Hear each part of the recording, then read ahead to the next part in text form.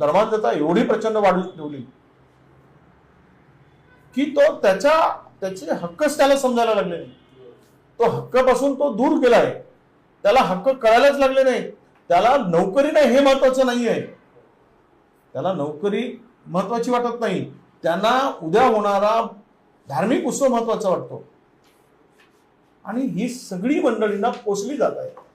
हे धार्मिक उच्चांद मांडणाऱ्यांना साधू संतांपासून महाराष्ट्रामध्ये 13,000 माणसं ही असं म्हणतात की भारतीय जनता पक्षाच्या पेरोलवर आहे, जे रोज जाऊन 200, 400, 500, 1000, 5000 माणसाच्या पुढे जाऊन प्रवचन करतात.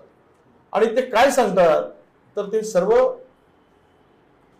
धर्मांध सांगतात. आता तुम्ही प्रदीप मिश्रा नावाचे हे आहे आमचे संत म्हणतो, त्याला आम्ही संत म्हणावं की नाही हा त्यांचा विषय, आम्ही म्हणत नाही.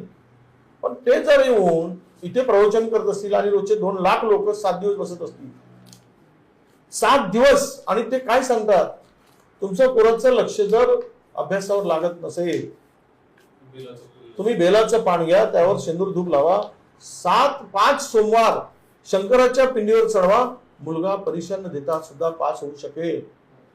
आणि आमच्या बहुजनांच्या बायका प्रचंड टाळ्या वाजवतात.